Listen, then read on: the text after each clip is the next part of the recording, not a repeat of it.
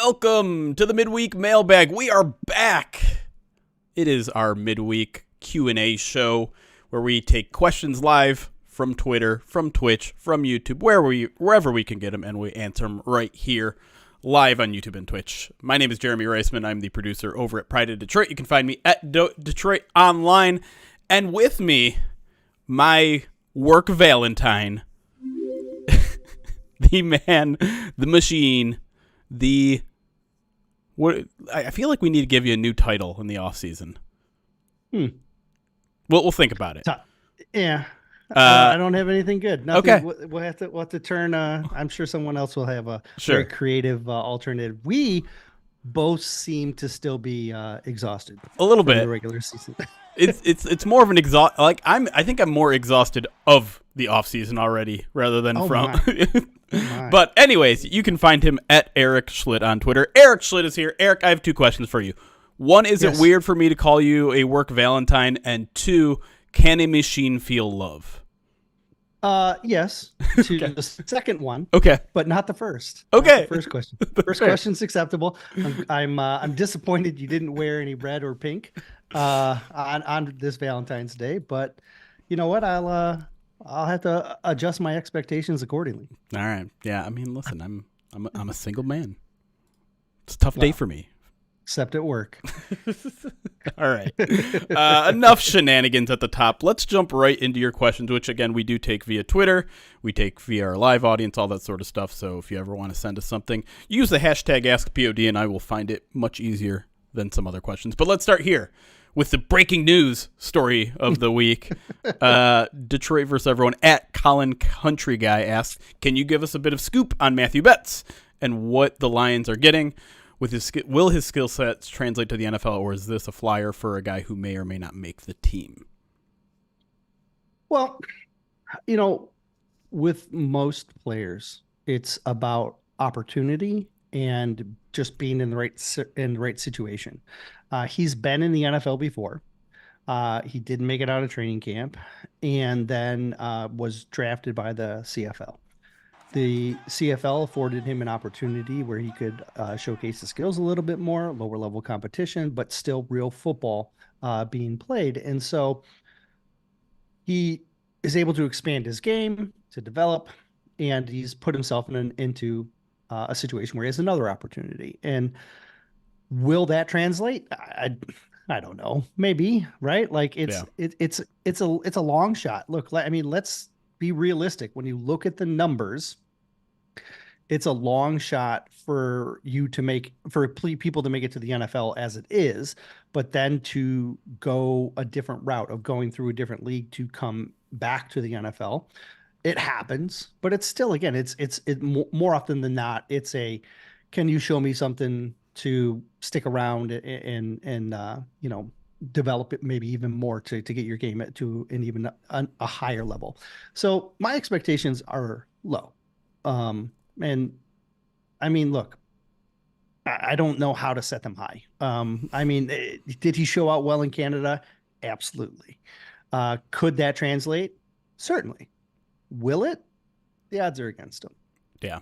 I'm pretty much in the same boat, and I don't want to immediately slam this guy's chances at Sure. Listen, Dan Campbell answered a question about the XFL and the USFL sometime last year and talked about just their value as a league. I think it was Dan Campbell. It was one of Lions coaching staff, and he praised how important that can be and how many careers get lost because they don't have the opportunity that Betts had, which is to develop, like you said, just getting reps in. It's so important to grow as a young player to get those reps in. And so, I mean, even if you look at Betts' CFL career, the first couple of years didn't do anything. Last year was a breakout season for him. So clearly something clicked with him. Clearly he's getting better as a football player. The problem is he has never played a high level of competition. Even in college, I mean, he went to college in Canada. He played in the CFL. And we always talk about in the NFL how there's such a big shortage of good offensive linemen. Yeah, certainly. Well, we're talking about the CFL, which is 3 tiers down.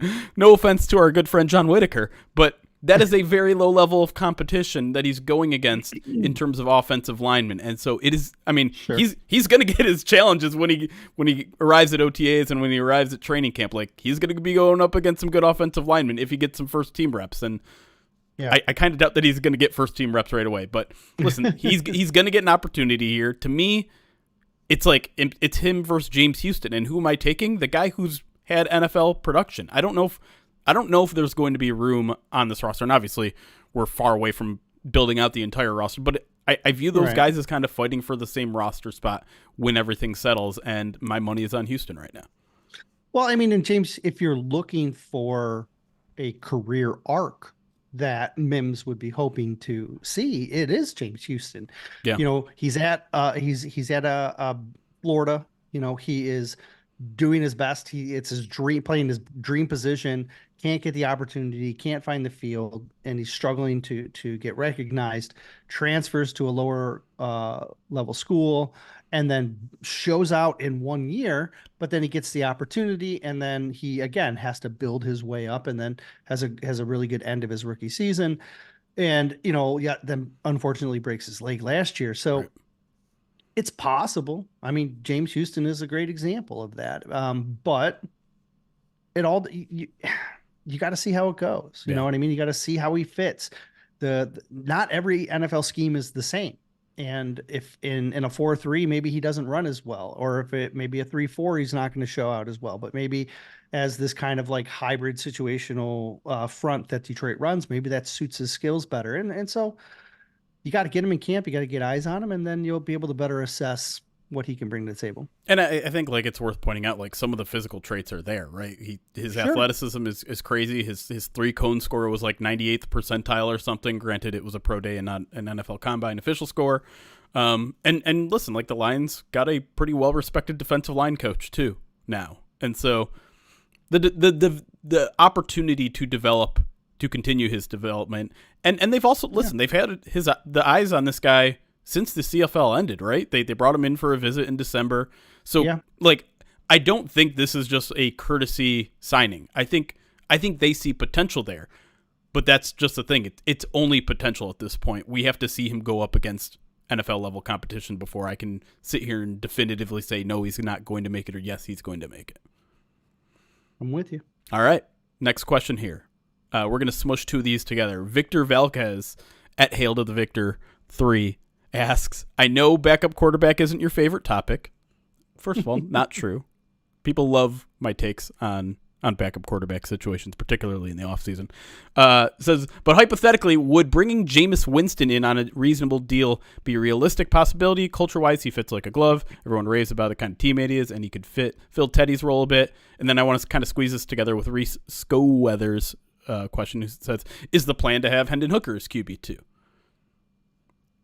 So I do think the plan is to have Hendon Hooker QB2, and I want to push back on the Jameis Winston thing just a bit. Sure. Because I want to go back to week 18.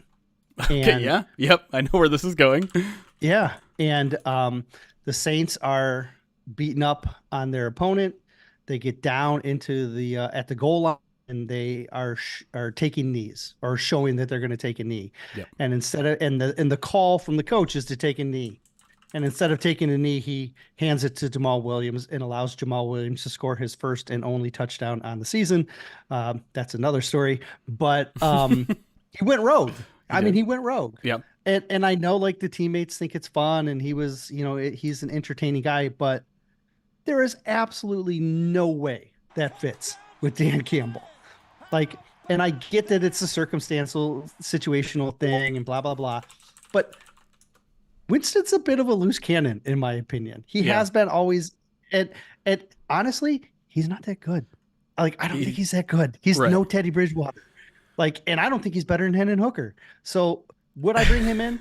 No, I wouldn't touch Jameis. I probably wouldn't either. It's worth noting that there was a year overlap in New Orleans with him and Dan Campbell. Sure. So Dan Campbell is going to know whether he's a culture fit or not, and better than anyone. And so, I mean, it's just worth pointing out. I couldn't tell you. I don't know Jameis that much. I know there was obviously some things, but to me, like, the bigger question here is, what do the Lions want out of their quarterback room in 2023? Do they need a veteran guy like a Teddy Bridgewater or David Blau or Jameis Winston? Not necessarily to be the number 2 quarterback, but to be just that veteran presence, that Chase Daniel of the locker room, where you have a guy that's going to be a great clipboard holder. He'll be a great presence on the sidelines with the mic on and all that sort of stuff. Do you think that's something that the Lions are going to pursue this offseason?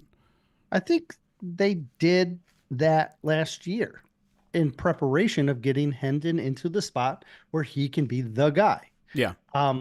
Do they need to bring a guy in, or will they bring someone in to be a veteran quarterback on the practice squad? I certainly think that's an option. Okay. But I am fully expecting them to roll with 2 quarterbacks this season, spend that extra roster spot on another place where they can get a little bit deeper. And you spent a 3rd round pick on Hendon, right? You know what I mean? Like, for a reason, yep. Right? Like, and look, Jameis also, he made like $4.5 million last year. Like, that's not worth it for me, especially if you want him to be QB3. Right. Because you spent a 3rd round on Hendon, so he will be your QB2. So for me, I'm not interested in Jameson. I think you kind of outlined it in the idea. Jameis Winston to me is a no-go. One, because just what you just said, like, he's going to be too expensive and not good enough. Yeah. So the story of his career, right? But I think there is going to be some sort of veteran added, and I think you nailed it, that it's probably going to be someone that makes the practice squad. And so to me, it is someone like David Blau. It's not someone who's going to knock your socks off, but it's a guy like David Blau is a respected person in that locker room. He's a respected mind in the locker room, and I think that's what they're going to be targeting for that 3rd quarterback in the room, because I don't think they have any intention of playing their quarterback 3. I don't think they want to. Usually when you get to quarterback 3, that's when you're calling your Joe Flacco's of the world, right? That's when you're seeing if Matt Ryan wants to come out of the booth, your Carson Wentz, whatever. Yeah. And so I think in general, you go into the season with 2 quarterbacks you're comfortable playing football, and one you want as a extra, guy to help pitch in whatever sort of way. And you're probably going to add a rookie as QB4 for camp. Right? Like, yeah. Right? And so you're going to say, hey, QB4 rookie, can you push this veteran? Right. And make it worth our while? That seems very logical approach to quarterback this offseason. All right. Next question here. This is going to be an interesting one, because I want you all to really think about it, because I know everyone's like initial answer here. But it comes from Papa Smurf 99 on Twitter. Asks, after one season, would you rather have Jahmyr Gibbs or Devin Witherspoon? And also to be clear, it was never like, this isn't a 1-to-1 comparison, because obviously the Lions traded back from 6 to 12 and they got some extra draft capital that turned into Sam Laporta. But just let's just make it a 1v1 comparison here. Would you rather have Jahmyr Gibbs or Devin Witherspoon? All right. Well, are we including the fact that if they don't draft Gibbs, they probably don't trade Swift? Right. Yeah, no, I mean? Yes. I think that is now, part of the equation. Right. But now we'd be entering Swift's final year, right? Like Swift he'd be gone. He'd be gone, right? He'd be entering free agency this year. Right. So it would have been, would you rather have had Swift and Witherspoon last year, just Witherspoon moving forward versus Gibbs? Yes. Oh, that's a tough question. It is a tough question. Everyone knows how I'm going to answer, but no, but I'm probably with you. Yeah, because like I do think Witherspoon was this rare young quarterback that could start and make an impact, and I believed in him early last season. Yep. Like, and I was on that early train proponent. The whole way. Yep. I would probably say I still think he's the guy I would have preferred at that spot. Of course, the caveat here is by taking Swift, you get the extra pick that ends up turning into someone. Like, and so so there's all these areas that unfold, but yeah, if it's just 1-for-1, I think Witherspoon is still the bigger impact. Yeah. And listen, like, Witherspoon mostly played nickel, although toward the end of the season, I think it was more 50-50 between him and the and outside. And so the fact that the Lions have Brian Branch makes things a little bit more complicated here. But to me, it's just a matter of scarcity. There are not as many. It is so much harder to find a good cornerback than it is a good running back, period. Yeah. And I'm not saying Gibbs isn't a special player, and I'm not saying Gibbs is a special player. He is in the conversation already for a top 5 running back in the league. Agree. But again, you can get good production out of a lot of running backs, and they can come from a ton of different directions. Mm-hmm. Those lockdown corners are not a dime. There's a reason why you pay upwards of $20+ million for a cornerback and you don't for a running back, is because they are more scarce. So Devin Witherspoon would be my choice, and it wouldn't be much of a question, but I'm not at all trying to disrespect Gibbs, his rookie season. Like I said, I think he's in the conversation of a top 5 running back already. Yeah, I think that's the thing that we have to be cautious here with, is I had Gibbs as a first rounder. I thought he was a first rounder despite the position, that's been devalued. But there's so much, it's so hard because it's really not a 1-for-1 thing. And so, it's a hard question, but it's why Papa Smurf asked it and why I wanted to bring it to the table. It's a challenging question. It certainly is. Yeah, and I don't think there's a right answer either. Right. All right. Speaking of tough conversations, well, now my computer did something. Okay, there we go. Let's talk a little bit about Tracy Walker. This question comes from Trains and Planes at PaulCaz7. Says, can you put a percentage on filling for me on regarding Tracy Walker? The percentages of each of these outcomes. He's on the team with no change in his contract. 0. I'm with you there. On the team taking a pay cut. Traded, I think, versus released. Okay. So we got 4 options. No change at all, taking a pay cut, getting traded, getting released. I think we can eliminate no change because you can't pay a guy who is inactive during your postseason run $12 million. So that's gone. During the playoff run. 0. He's not even out there. That's a 0% chance. He's currently, Tracy, going into 2024, Tracy is the 3rd highest paid Lion. Right. He has the 3rd highest cap hit. And he's not amongst your 48 top players. It's that he's not going to be on the team in that capacity. Would he take a pay cut? I think he still believes he's a starter and has the potential to be one. So taking a pay cut for him, I think he would rather take the money that he's owed and start over. And so I would put that at 5%. Yeah. Maybe traded. I think the 12 million is too much. So I don't think you're going to have a market. Yeah. I don't think anyone's base salary going to is 8. So that's what they would have to eat essentially. I don't think there's a team out there that would give a 7th round pick for a $12 million safety who wasn't on the 53, essentially. Yeah. So is he released? I think that is. So I'll say traded is 3%, and then that'll leave me with 92% chance that I think he's gone. And I absolutely hate it. Of course. You're because I loved Tracy from the moment I saw him step on the field. I'd established a relationship with him during his rookie year. I enjoy him terribly as a person. It's the hard part of the business. Yeah. But the circumstances being what they are, how Detroit values him versus how he values himself, there's a very small chance he would take a pay cut and stick around.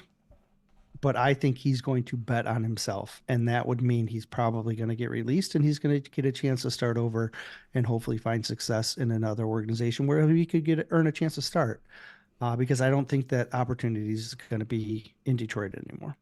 Yeah, I almost have identical percentages to you, and the only thing I really have to add is I didn't get the vibes from Tracy Walker that he was very happy all year, and not in a way that he was being disrupted. Like in a way that Dan Campbell talked about C.J. Gardner-Johnson, whereas like he doesn't have to be happy about his situation, but he's going to be professional about it. That's what Tracy Walker was this year. You could tell he was not in a great mood, and he didn't. I mean, he would still talk to media if you approached him, but like you could tell he wasn't happy. And he has every right not to be happy, but he went about his work. He did his work, all that sort of stuff. I don't want to paint a picture like Tracy Walker was at all a bad locker room influence or anything like that. None of that was happening. Not at all. But he wasn't happy. And correct. And I just don't see a situation in which he's going to get approached by this coaching staff, which I'm sure he's not entirely happy with. Again, just out of a decision-making thing, not a disrespectful thing. He doesn't feel necessarily disrespected, just frustrated. And if they were to approach him and say, hey, we need to drop your base salary by $6 million and drop you to a $2 million, base salary. He in order for what? For him to be at best a special team player? No, I'm with you. Like at least a 90 to 95% chance that Walker is just going to get cut. It's best for both parties. It really is. Walker can go out there and get an opportunity to start somewhere else, and the Lions just can't afford to pay $12 million of their cap on a guy who can be a backup. It's the best situation for both. There doesn't need to be hard feelings here. There doesn't need to be a feeling of betrayal or the Lions bungled this, or you could say maybe it was a bad contract that they initially handed out to him, but like they really believed Walker was going to be the heart of this team, right? The heart of this defense, and it just didn't work out. You got to remember 2 years ago when he got the contract, he was a established starter and a leader, right? Like that was the role he was in. Yeah. And it just happens to be that they acquired and developed guys that are younger, cheaper, and playing and have surpassed him on the depth chart. And it's hard because it's not like he's really done anything wrong. He just hasn't improved at the rate that that Branch and Melifonwu have. Yep. All right. And Kirby for that matter. And Kirby. All right, we're going to take a break here. When we come back, more of your Lions questions here on the first off-season edition of the Midweek Mailbag. We will be right back.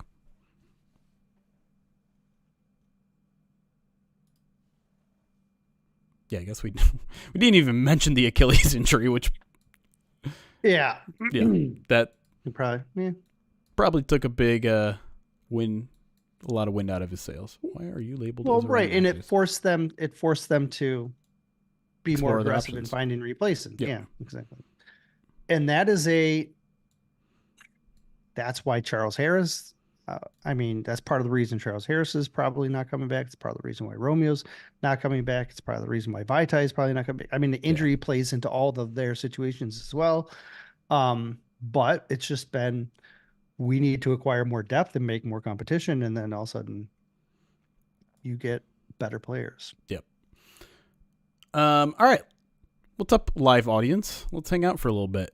I got some alerts to get through. I see y'all over on YouTube. I see y'all on Twitch. I've learned to just bring up separate chats instead of rely on Streamlabs' combined chat that quite frankly doesn't work very well. All right, let me get to the beginning of the alerts. We'll start there. First, before we even got started, someone named Hey There Kalila, followed. I like the name, so I wanted to make sure to shout them out. Woodchuck Hunter, 18 months subscribed to the channel, said Midweek Main Show. LFG, of course, which I guess has just become Eric's trademark slogan. Joshua Mercer, 100 bits, says Schlitheads assemble. Nice. Schlitheads, a.k.a. Patreon subscribers to the Detroit Lions Breakdown podcast, got a little treat in their email last week. This week? Last week. Recently. Recently. Recently. Yeah. I still haven't opened it up, but I'm a subscriber and a listener. Yeah, just under a week ago. But I sent it out last Thursday. In case you don't know what I talk about, maybe you're maybe you don't know of Eric's podcast, or this is your first time following Eric's podcast. He does a pretty comprehensive draft guide that is not only just I guess draft guide might not be the right. It's like a big board, but it also has all the data from the workouts. It also has all of the Lions contracts and the depth chart. What else is there? A bunch of other stuff. Yeah, it's, I do a top 50. I try and gear it specifically to the Lions as opposed to just generalizing it for the NFL. Right. I take some of the better analysts that I trust their opinions on, and I show their rankings, and then I do a collaborative ranking so you can see like what the different experts are saying. Some positions I'll get site specific guys like for the offensive line. I take Brandon Thorne's rankings because I think Brandon Thorne is like the best offensive line evaluator out there. Yep. So I heavily lean on his evaluation in that category. So it's all site specific, all team specific stuff. And it gets more in depth as the off season goes. Yeah. But you'll get more updates of it. Third edition. Yeah. More editions as they get, after the combine, all the data from the combine gets thrown in there. Once the pro day stuff starts coming in, that data will get thrown in there. Visits, you'll keep track of visits in terms of a top 30 visit or an informal visit and all that sort of stuff. All that. No, this is not Pride of Detroit. I am not technically I was affiliated. That's the word I'm looking for. This is all Eric's work that he does on his podcast. So if you're interested, you have to become a Patreon subscriber for the Detroit Lions Breakdown podcast. So just search that on Google if you're interested in. Thanks. It's basically like we all do different ways of like crowdsourcing funding podcasts, right? Like that's basically what we do. Like, and I don't have a Twitch or a YouTube.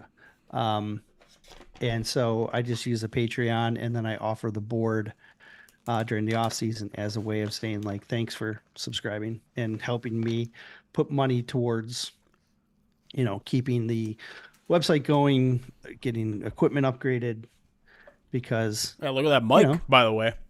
Yeah, well, that's part of it, right? It's because it's like, hey, Eric, your mic is not working anymore. You need to get a new one, and so Patreon helps me out with that. So yeah, it's all kinds of little things like the lighting. It's all factored in. The haircuts. I didn't get a haircut. Oh, you didn't? Though I wanted to. I thought you were no. I can't tell. No, you know what? You know what? Well, that's why I'm wearing the hat. I checked the online like to click and see if they had anybody waiting. Like I was like, oh look, no waiting. And then I started to get myself ready, and then I clicked back on it, and it was like, when I was like ready to leave, and it was like, oh, 35-minute wait. And I was like, well, I don't have 35 minutes, so I'm just going to run up to the grocery store and so I didn't actually get my hair cut. To be clear, Lost Oceans, Eric does not have any Patreon specific podcasts. His podcast is available for free everywhere. Correct. The Patreon is just a way to support him and then also get this draft board as kind of like a gift in return. Yep. And I'm trying to work on some other little things too that I got another gift thing that I want to give out. Ooh. Well, I only have enough right now for the people, that have been the people who have contributed for a while. The Schlitheads. Yes. So I'm trying to get some things made up, and it's hard because it's always it's not consistent. Like there's new people and people leave, and it's hard. It's fun, but it's appreciated. I mean, look, it's super appreciated. It's just I hate asking. You know what I mean? Yeah. Like we're both not great at self promotion. It's uncomfortable. Yeah, it's weird. Yeah. But like at the same time, I don't do it. My podcast doesn't have commercials. My podcast doesn't raise money in any other way Yeah. other than just the Patreon. And Yeah. so then it's if you can subscribe and you want to donate some money, great. If you can't, that's cool. You can still listen to the podcast. Yeah, you just leech money off of this podcast. Well, now that I'm a contributor here too, I gotta make my money this way. I'm kidding. All right, let me get. Go ahead. No, I was gonna say it's not like I don't promote this podcast. Yeah, of course. I'm kidding. Let me get through some alerts here. And we're on an ad break now, anyway, so this is a good time to go through some more alerts. Liam, thank you for the 14 months subscribed on Twitch. Slim Quick, 20 months subscribed on Twitch, says, seeing the 49ers lose brought me peace, ready for a huge offseason.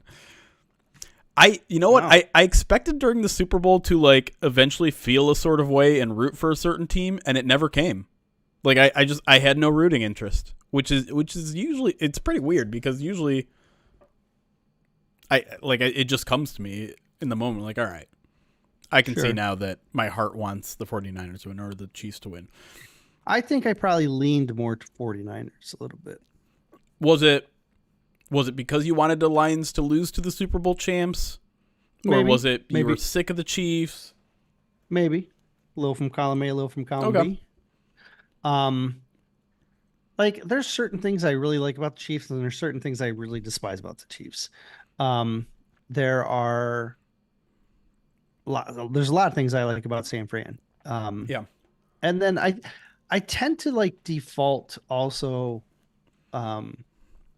like local. Like, okay.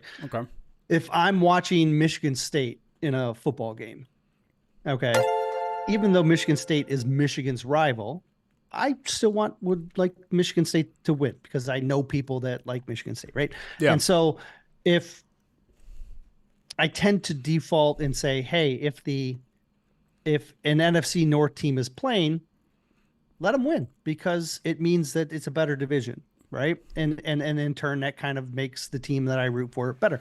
Now, I still absolutely want the Packers to lose every single game. Okay. I was getting nervous there where you were headed. No, but like I inherently want the things that are attached to the Lions to be more successful. Yeah.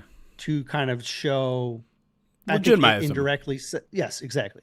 And so again, I probably default to NFC. Okay.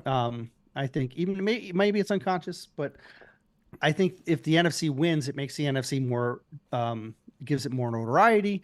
Then you look at Detroit in that, and it makes Detroit just look better overall. So that's where I'm at. By the way, shout out to Hippo A Swifty for rating us. Appreciate it. Welcome, Raiders. Hope you guys had a good stream over there, whatever you were doing there. It's weird because I feel like the Chiefs were getting some undue hate going into the game. And so I was kind of leaning in that direction. And obviously some of it was Taylor Swift related. And some of it is, as I pointed out on Twitter, like people have just grown to hate Patrick Mahomes for weird reasons. Like, I think some of them are justified, but go ahead. Some of it is some are weird. Some are weird. Some are definitely weird. Like some are like blaming him for his wife and his brother, which is like, those are separate people. Enabler. Okay, go ahead. I'm with you. And then some like are I think they've been searching for reasons to hate him. And so when he had his meltdown on the sidelines, that was like, oh, look at this whiner, blah, blah, blah, blah, blah, blah, blah.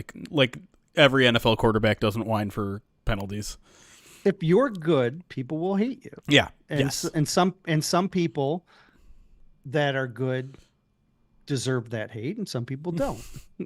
I just think in terms of like obnoxiousness and quarterbacks, Patrick Mahomes is like a 4 compared to Aaron Rodgers' 200. Wow. Aaron Rodgers is the far extreme. Yeah. But here's the thing. Like, I think the other aspect is the thing that I think irked me the most. I'll personalize it here. They had been to the Super Bowl 4 of the last 5 years and now have won 3 of them. Right. Yet their entire mantra was everyone doubted us. Chiefs versus like, stop it. But Every team does that, Eric. The 49ers were doing it, and they've been favored in every game. The Patriots never yes, did that they during their dynasty. Yes, no, they did. The only time, you guys thought this was the year Brady was going to fall off. It didn't happen. Oh. Absolutely. Every team does that. The Lions are going to do it this year. I don't know. I don't know. Here's what I remember. I remember the Ravens back in the day, in their heyday, when they were like, yeah, we're the best. Come for us. You know what I mean? Like that. I loved that. I loved it. Like that was awesome. I hate the woe is me. Everyone was against us when you're the team on top. Like, I hate I like Travis Kelce and I love Jason Kelce, but you know what you're going to hate? Our goal was always to have 3 Super Bowls. And so we just needed to get to 2 to get to our next goal of 3. Like, you can't say this one's just what it is because we're trying to get to 3 because no one's ever done 3. Yet we're the underdog. Stop it. Just stop. You are going to hate the 2024 Detroit Lions because what does Dan Campbell love more than being doubted? No, I'm not going to hate it because I completely retract because the Packers are going to get more hype than the Lions this offseason, and the Lions are going to use that. And look, how many offseason awards did the Lions win? None, right? So they are disrespected, is what you're saying. There is still a disrespect angle to it because there are still people out there that are like, they've only won 25 of their or 22 of their last 30 games. You know, they haven't proved anything yet. Like, there's still going to be that. But don't look, if the Lions went to the Super Bowl 4 or 5 years, 4 out of 5 years, and we're still playing the disrespect angle, I'd be like, all right, fellas, calm down. So you know what I mean? Do we have to stop selling Detroit versus everybody shirts when that happens? No, because at that point you can flip it and you can be like, this is how it's always been. Oh, right. This is the way it is. Come get us because we're one, everyone else is behind us. Exactly. Yeah, you just flip it. There's always a way. But the whole everyone doubted us angle, get out of town. Get out of here. Jimmy, that irked me. Oh, so much. That's fair. But like I say, I really do think every team tries to self-identify as an underdog. Right. So, yeah. Okay. Jimmy, thank you for the follow. Hardsticks, 14 months subscribed to the channel, says, somehow I missed my resub by a few days, but happy 14th month anniversary on the 14th day. That's right. Appreciate your support. OJ McCord, 10 months subscribed, says, happy to have the main show back. That's not what it's called. Mr. Broker, 22 months subscribed to the channel. Tier 2, by the way. Thank you, Mr. Broker. Appreciate you being one of those special. I got to do a better job of making those Tier 2 and Tier 3 subs a little bit more special. Do you guys have ideas? Those of you that are, let me know. Brad Nevada, 17 months subscribed to the channel, says, what are the chances we actually pick at 29? Up or down? Ooh, here's the deal. Did you watch Brad Holmes's interview with Danny? Yeah. Okay. You're going to be one of these people that reads too much into that quote. No. The one at the very, very end where he's like, oh, I'm so excited for the draft to be in Detroit. Yeah. And he's like, I hope someone doesn't offer me something that's too good to pass up. Right. That got me like, oh man, he doesn't care. He doesn't care if they pick at 29. He better not. As much as it feels like there needs to be a pick for the home crowd there. Like, I don't want a general manager to be like, well, to be nice to the fans, I'm going to turn down this offer. No, I want that general manager fired. But I agree with some people in the chat, like Experiment. Like, I think if anything, history says he trades up. Yeah. Right. Like, as he's traded up the previous 2 drafts, not last one with the 2 prior. Right. Yeah, the first and the second.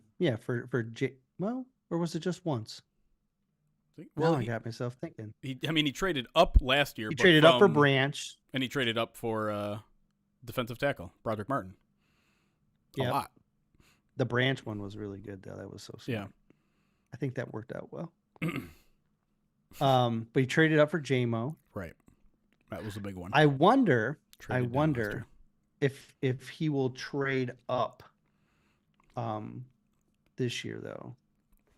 Because It's so hard to predict, man. Like, it depends who's there. right.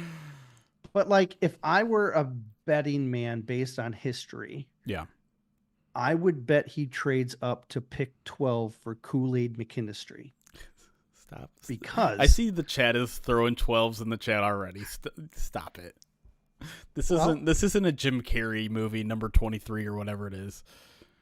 Don't numerology me. That's like just a step up from moonology. All right, we don't need moon. We don't need numbers. Don't insult me. Don't insult me.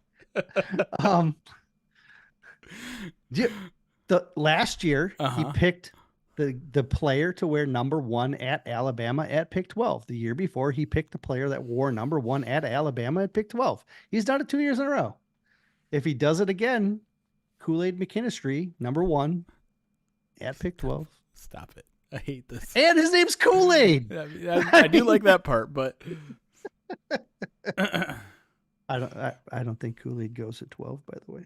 Yeah, it's lower, right? He kind of shine fell off him this year a little bit. Yeah, he got outplayed by his own teammate. There you go. Yeah, he's got a lot of physical.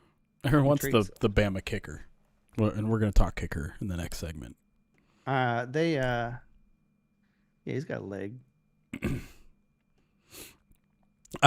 D Parente, thank you for the 15-month subscribed to the channel. Says illuminate us as to why this will be thrown best off season.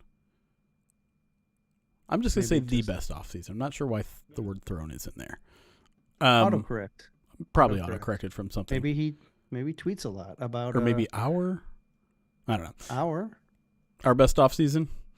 I don't know. Like, I've seen some people throw out there that like, this is the most important offseason Brad Holmes has ever had. And I'm like, okay, I get where you're going. Like, his job becomes much more difficult now. And I would say it's generally easier to become a good team than to stay a good team. I think that is true. But I would also not say this is his most important draft when he had all the draft capital that he did in 2021 and in 2022. And in 2020. Really 2022 and 2023. He had the most draft capital. And so, like, hitting on Aiden was important. Hitting on Panay was extremely, like, having that top 10 draft capital and not missing, like this franchise has done over and over and over and over and over again in the past. Yeah. Like, that was important. That's essential. Like, that is why the Lions have sucked in the past and why they are good now. Look back at this team's top 10 picks. How many of them were good?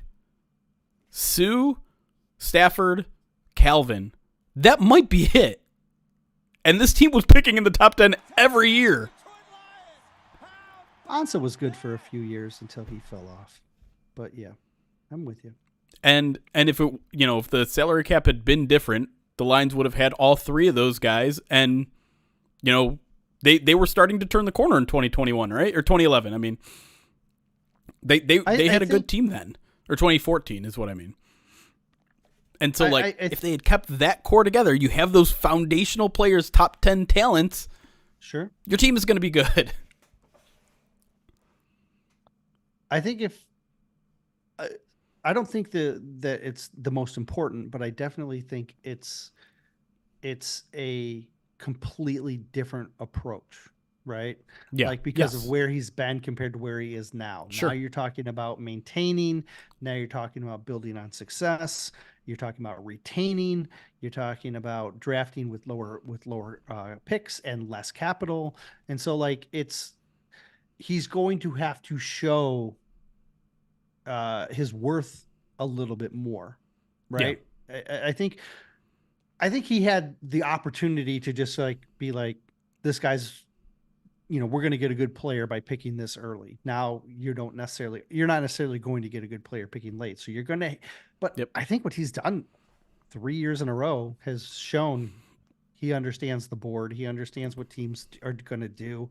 He understands when to move up, when to move back. Like he's a seasoned veteran at this point, and it's a new approach, but you just I mean, full weight of trust behind him. He hasn't been perfect, but he's been his about hit as rate's twice what everyone else right. is. Like right? I'm trying to think of like the big misses that he's had, and it kind of starts and ends with Levi. Like, all right, and then day 3 guys, right, which are low percentage. Yeah, of no, I don't consider a miss 5th round or later a miss. That is just you're you didn't win $1,000 on your scratch off ticket.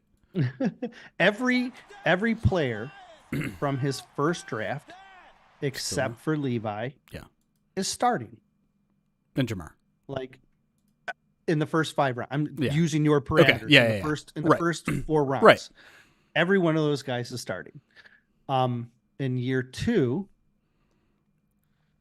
Hutchinson, J-Mo, Josh Pascal, Kirby Joseph are the only day 1 or day 2 picks. Then you have, but they're all starting, all of them right now. So if you're talking about the first 4 rounds for the first 2 drafts, every one of them is starting. Right. Now, as your team gets better, now you can only say the first 2 rounds of guys are starting. Right. And your round 3 guys are developing. Right. And so honestly, I think we need to be prepared for that again. We need to look at this saying they might get 2 starters, right? Like right out the gate. And then they're going to get probably 2 third-rounders who are going to have a chance to compete and maybe contribute a lot more as the season goes on. And then the 3 on day 3 are probably just going to be like kind of filler guys that they're looking to develop long term. And I think people need to be prepared for that, unless one of those day 3 guys is an offensive lineman, right? Or round 3 guys is an offensive lineman. Then you can get 3 starters. You know what I mean? But I mean, I don't even know if they can get. I don't know if all of them are going to start. You may get 1. That's what I was going to say. You might, because that second round pick is what, like 60? Ish. Yeah. 60, 61, ish. Whatever it is. Like ish. That's not a guaranteed starter spot. You got Brian like Hendon Hooker was 68. I'm trying to look. Like Julian Okwara was 67. I'm trying to look at picks right around that range. It's not the difference between like 40 and 60 is kind of big. Mm-hmm. Like we're getting close to the line of demarcation when it comes to a starter versus a non-starter. I would say with 60. Sure. It starts depending on positions, right. Honestly. Like, because when you look at like where positions are devalued, you can pick one of those guys later and find a starter. Right. Like with offense, like with you get a running back. You absolutely could get a running back on day 3 that could start. You know what I mean? Like that's part of it. Right. But I always say this every time. You go into every draft hoping to get 3 guys who can start, 3 guys who can play, rotationally. Contributing roles, and then 3 guys who can contribute on that can play on special teams. And if you don't have 9 picks, you're hoping on UDFA guys to fill those out, right? And so far, through the Lions' first 3 drafts, they've exceeded those expectations because they have 12 starters, right? 12, right? And so 1, 2, 3, 4, 5, 6, 7, 8, 9, at least 11. Depends your definition of Josh Pascal, I would say. I think he started over Kaminsky down the stretch, in my opinion. Yeah. The question is, will he be a starter next year? Well, Michael Brockers, I don't know if you saw Burkett talk to Brockers at the Super Bowl, and he had some really nice things to say about Pascal. I think Pascal, like, if he doesn't get slowed as a rookie, and then he gets slowed again this year. Yeah. If he doesn't have those injuries, he's further along. Yeah, we have a question coming up. Who from last year's class could be a breakout? No. This is I was gonna say who from last year's class has a chance of breaking out even more in 2024. I would say Josh Pascal amongst all of the Lions draft picks, probably has the best chance of breaking out in 2024. I mean, because most of the other ones have. Right. They either have or probably won't. Right? Like Barnes comes into his own in year 3. Yep. If he comes into his own in year 3. Yep. I mean, Amon-Ra and Panay were both year 1 guys. Aleem was kind of a year 1 guy. Levi, you're just... But also, Aleem kind of took a year 3 jump as well, I would say. I think he's been steadily. Yes, correct. Just steadily getting better. I don't know about James Mitchell. James Mitchell is a tough one because I kind of had high hopes for that guy, but he was not playing much. He's also been continuing to deal with injuries. If he doesn't get hurt the week before Brock Wright gets hurt, he would have had a big role in down the stretch. True. And I think maybe our perspective changes on him a little bit, but he suffered another injury, and that's unfortunate. Like in the second half of the game that Brock got injured in, that was the game that Mitchell made that great catch, right? Wasn't it? Yeah. Or am I thinking, are those two games, I'm getting them too close together? I don't remember. You might be right. But like, I thought he made a couple of really nice plays down the stretch. Yeah.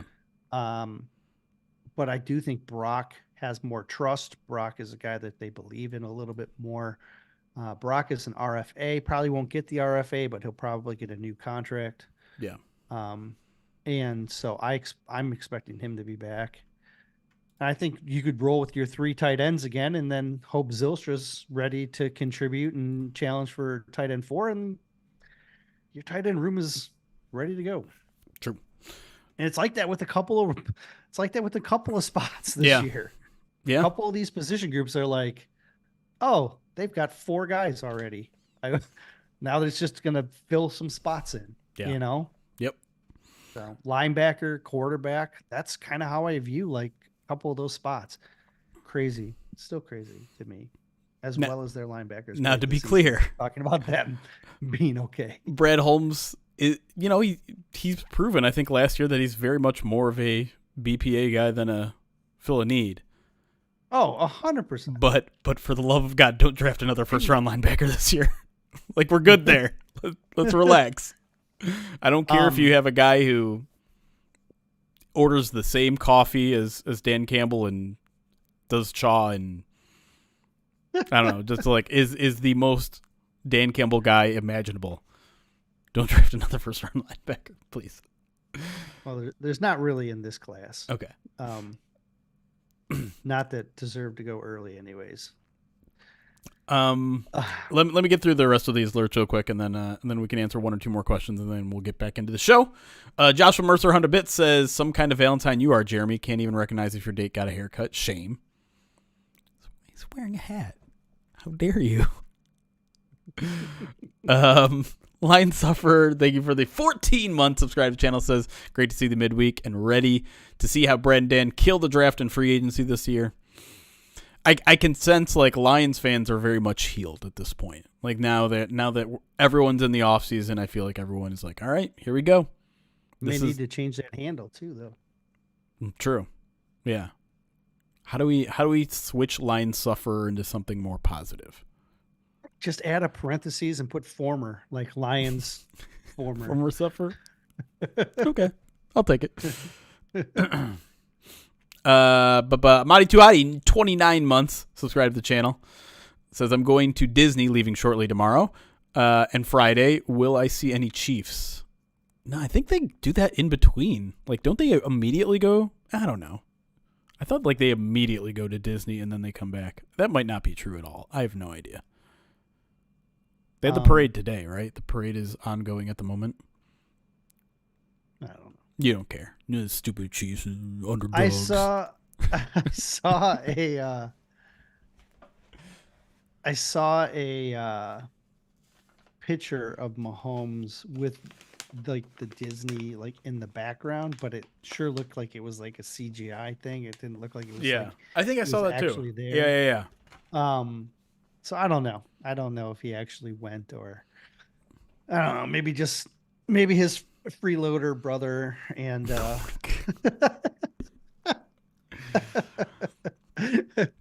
I don't know. I don't know what they do. What they did.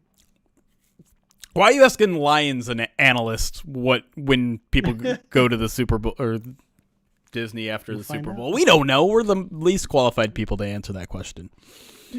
Not the least, but close.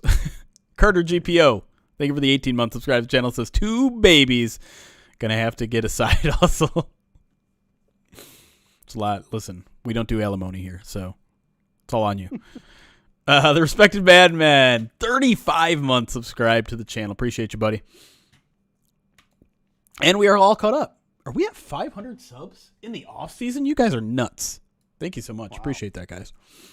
Couple questions here from YouTube, and I wanna address the people over there. I think we're gonna get this one into the next segment, Joe. But Joe Carbone asks, what do you think Brad Holmes will do this offseason to attack the NFC North this year? He sold Hawkinson's contract to the Vikings for Laporta. He snagged Brian Branch before the Packers did, and took Montgomery from the Bears.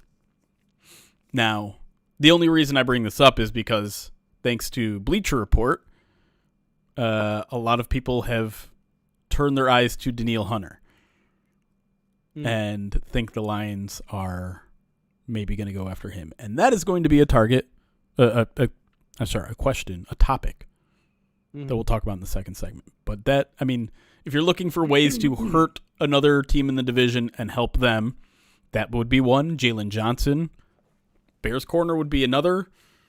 Yeah, I like that. I would too. And I'm going to tell you in a few minutes why I don't think either of those has much of a chance of happening. All right. Did you see friend of the show Brad Spellberger's trade suggestion for the Lions? Khalil Mack. Oh yeah? Mm-hmm. Where is he now? PFF.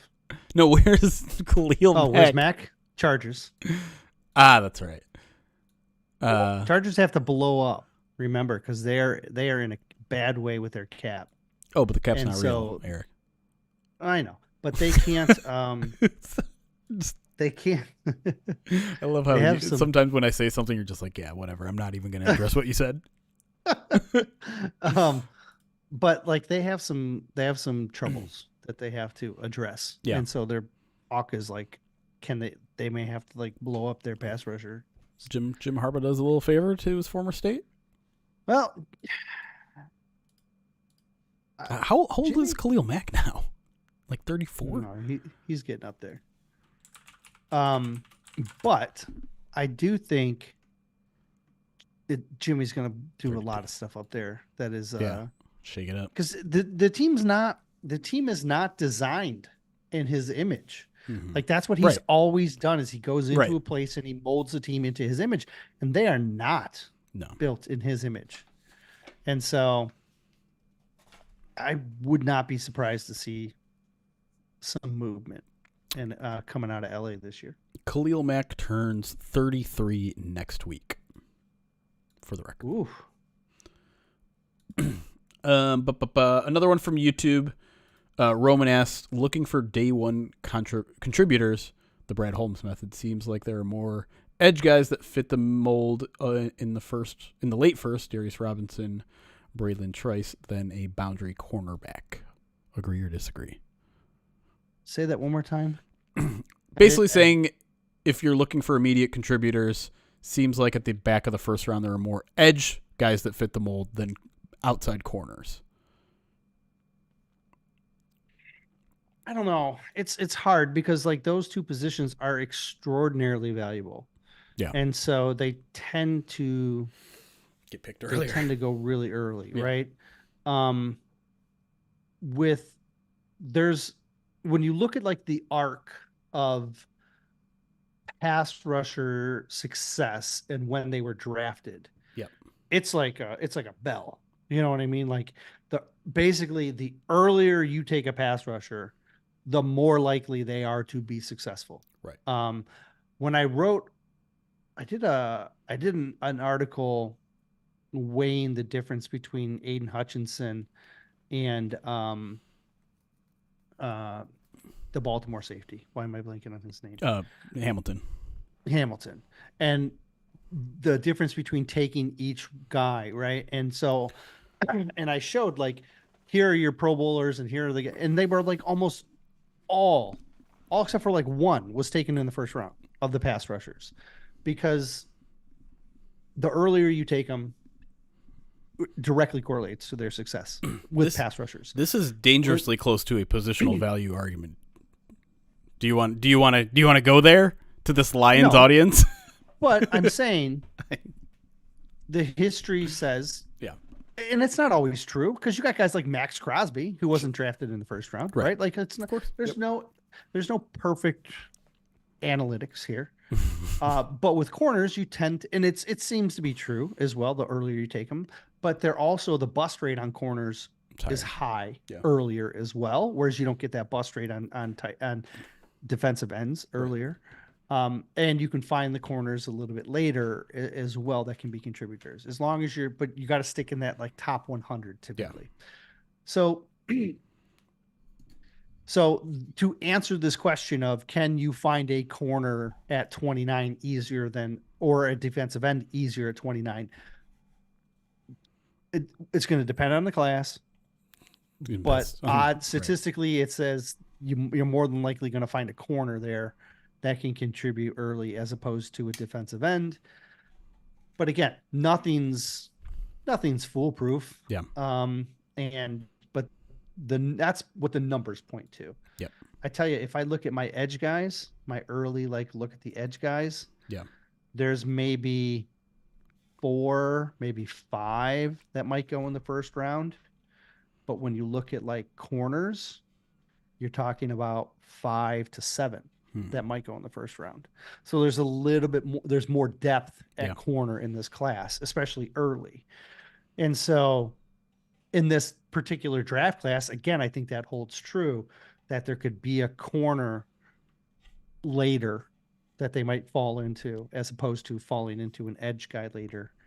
But I mean, at the same time, at the very top, I think both of them, I wouldn't even be surprised if both of them at both positions don't have a guy drafted in the top like 8 to 10 picks. And yet between 10 and 32, you still see that number of guys taken. Like, that's kind of how I see that class. Right. There's going to be a heavy amount of both those positions between 10 and 32. But in those, like, in that like 20 pick range, you're going to see a ton of these guys. Right. Okay. John, our good friend John Whitaker, and I don't know why I keep calling him good friend. He is a good friend, but he also is a Pride of Detroit writer. I feel like I'm not giving him enough professional credit when I call him a friend. And our Canadian editor. Yeah, our Canadian correspondent / editor. He edits all of our Canadian content. So as I'm catching up on the stream, I'm ashamed you guys didn't call me for the bets question, like phone a friend on Who Wants to Be a Millionaire. Listen, John, I question your ability to be completely impartial here. Oh, all right. All right. That's fair. And listen, I'm not completely impartial when it comes to probably U of M players. It's not meant to be an insult. I'm constantly told that I am not impartial. It's true with them. I actually think I'm a little harder, but I still end up like those. I know those guys pretty well, so I kind of know where I think I can accurately put them. Yeah, we were just talking in the Slack the other day about Sane Stroll as a potential Lions draft pick, and I think the most common take is that like there's a little bit too much overlap with Brian Branch, and I think that's where you fall. But like we're talking about a chance to move him outside a little bit. Yeah, he can show some outside. He's certainly, I think, more than likely going to have more success inside. Yeah. At the NFL, even though I think has the talent to play outside and the demeanor to play outside if they need him to. But I think he's more built as a slot guy. My general take on that conversation was, every time I look at a guy and say, there's no way Brad Holmes is going to draft this guy because of X, Y, or Z reasons. some of those times Brad Holmes ends up drafting that guy. Like I said, Right. there's no way. Like in my mind, Right. I had ruled out Jahmyr Gibbs because I said he's going to fall in the range that the Lions aren't going to be picking at. Right. And then the I said, Lions went right there. They dropped right and then they spot. traded back and they got him. Yeah. Right. And so like, but in my mind, I had ruled him out because I said, there's no way. Yeah. Jack Campbell. I said, there's no way. And I had almost taken Jack Campbell off my board entirely because I was like, yeah, I don't see them doing this. And silly me, the two guys that I loved Gibbs. I mean, I loved Gibbs, but I thought there's no way. Yeah. So here I am. I love Sanders still, and it makes no sense. Which means he'll probably be drafted. Well, and listen, like I think a lot of people, everyone seemed to love Brian Branch, but once they signed C.J. Gardner-Johnson, I think a lot of people are like, oh, well, they're probably not going to draft Brian Branch. Well, and like, and going back to Jack Campbell, do you remember all the narratives about like the Rams never invested in a linebacker highly? Like, sure. There's no way that Brad Holmes values that position that highly. That was a narrative, and I think the fact of the matter is you just have to look at the player. You have to look at his talent. You have to look at his attitude, and if he checks both those boxes, he's on their board. Mm-hmm. It doesn't matter what position they play. It doesn't matter what the Lions' depth chart is. I mean, Brad Holmes has literally said that. I don't look at our depth chart, right? He said that last year at the owners' meetings. Don't care about our depth chart. Draft for the future. And so if he is that Dan Campbell guy and he can ball, the Lions might draft him. It's very... I've tried to predict Brad Holmes, and he just continues to zig when I think he's going to zag. And my lesson here, or the lesson I was taught last year was everybody is in play. Yeah. Everybody. Yeah. Yep. And I can't, and that's hard when we're trying to narrow things down. You know what I mean? And it to me, it makes like mock drafts even more silly because every single person in the world is going to draft a cornerback and an edge player to the Lions on day 1 and day 2 in their mock drafts. Every single person. And while, right now, that would certainly make a lot of sense. They need to attack corner. They could use another edge guy. Yeah. Might not happen. It just might not. I do think they're going to always just take the best player. And I do think I know he says he doesn't look at the depth chart, but like I don't know if I fully buy into that. But Jack Campbell is a pretty good counterexample. Jack Campbell and Brian Branch are pretty good counterexamples. Well, can I tell you something? I don't look at the draft chart, or I don't look at the depth chart either when I talk draft. But you know why? Because I know it. You know what I mean? maybe that's because he knows it. I think what maybe his overall point, what he was saying is like, I don't look at today's depth chart. I look at the 2024, 2025, 2026 depth charts. Yes, 100%. And I think that's why you take a guy like Broderick, who you think you're going to need down the road, right? They're probably not taking Laporta if they still had Hawkins. You know what I mean? Like, probably. Like, I mean, so like you could never be, but it would also bend it a little bit. It would also depend on what year Hawkinson was at. Like if he was entering the final year of his contract, Laporta's probably on their board. But if he's, if he's signed through 2028, probably not. It's I have a whole article that I'd researched out that I don't even want to write anymore because I don't know if it has any value. Yeah. It's basically surrounding how the Rams, when Brad Holmes was there, addressed corner. Right. And it's very different than I think what the Lions might do. And so I don't know. I don't know if it's even valuable. Right. So is there not going to be a quib anymore? Well, I've been building charts. So like if when you eventually open that Excel document that I sent you, Yeah, um at we'll the see bottom if. of the rankings. So I have like all the players ranked Yeah, or roughed out. Um and then below that I have all of the players that Brad Holmes has ever acquired at that position. yeah, Either drafted and released, UDFA, if they were a free agent, even if they only came in for training camp. Every player that has ever made the team during the Brad Holmes, Dan Campbell tenure. hmm And the way that Quib developed which is, by the way, was Quinn influenced benchmarks based on Bob Quinn and what traits he liked.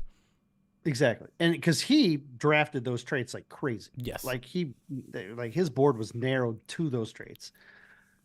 So when I look at these players, what I'm doing is I'm looking for commonalities at um, testing benchmarks at different positions. Excuse me. So like, are they really, does Brad Holmes have a habit of acquiring guys who run a 3 cone at the wide receiver under a certain time? Right. And then I say, okay, now that means we would want to look for receivers in the draft that follow that. So I have a lot of data, I guess, in that chart. And so if I can get the time, I would love to expand on that and start narrowing down and looking for patterns. And that's always been my goal. Right. But I haven't developed it yet. But I have the data and I haven't stopped adding to the data. And but like you said, there's so many different intangibles that aren't measured for the players that they target. And there's so many measurables, so many of those things that we don't have access to. Right. That we only come across because of either player interviews or player, like you wrote an article at last year's combine about Sam Laporta having grit because of the way because he came out at his presser and talked about his interaction with the Lions. Right. And you wrote an article that was like, well, he fits the Lions. Yep. And then I quote tweeted it, was like, read between the lines here. This guy makes sense. Yep. And then right. That's why, like, I'm not saying this is gonna take Quibs' spot, but like we did that grit index thing last year. Yes. That's something that we have to do every year. Right? Like Anthony's already started. Yeah. That is just, it's such a, as I think, no, it was Dan who said it. Like it's interesting because I feel like his narrative changed, but like he called it non-negotiable this year. Mm-hmm. That like to have our kind of guys is non-negotiable. Right. I heard through the grapevine earlier, like they're willing to take a chance on one or two guys if they're talented enough. Well, sure, and their locker room is strong enough that they can handle a guy or two. But that narrative seems to have changed now. Like non-negotiable means non-negotiable. Like I don't know why I can't say that word now. But like yeah, I think every like top tier player that they're going to get has to be the Dan Campbell style grit, whatever intangible thing you want to call it. And so, no, I'm with you. You know, with maybe some certain back and forth Twitter exchanges that may or may not have happened last night between a draft prospect that may have been under consideration last year, I think we know all we need to know about a certain defensive tackle out of Georgia and where he stood with the Lions. Yeah. Not great.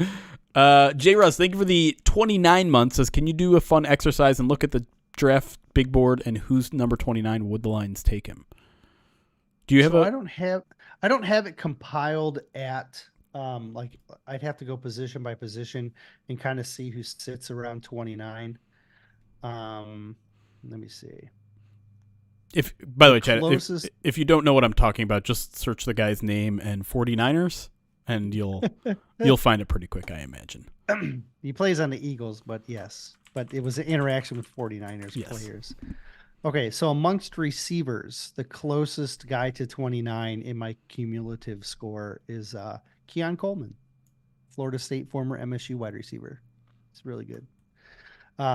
Collectively, he's at like a 32.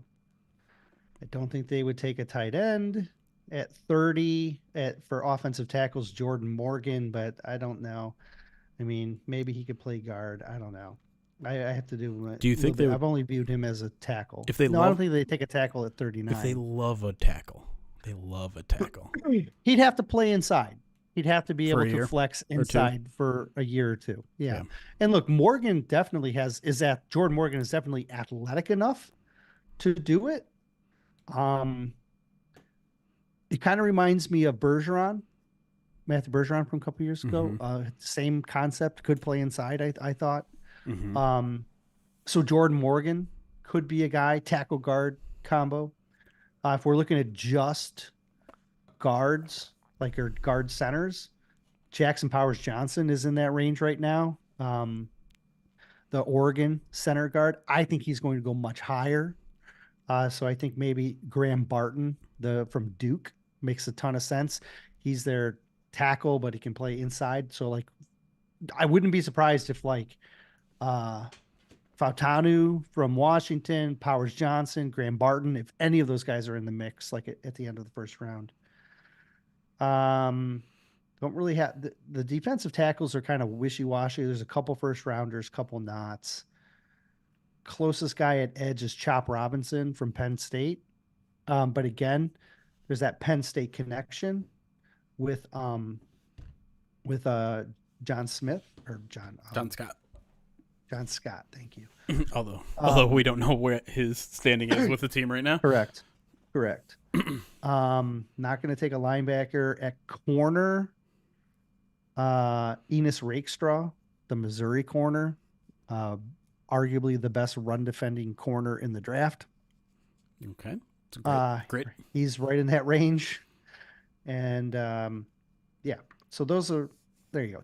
Top of my head, those kind of guys, those are the guys that are kind of in that like 29-30 range right now in the kind of the consensus board. Couple offensive linemen and a corner. So, I mean, in a go either of those defensive end, which is yeah, offensive lineman, defensive end, like they're in that range, and so it makes sense to keep pairing the Lions with those because they need those ones, and so yeah. So they're gonna draft an offensive tackle that they really like that can play guard. Maybe. I mean, that's where they are right now, right? Like, I think things are going to change a bit. Yeah, of course they will. They always do.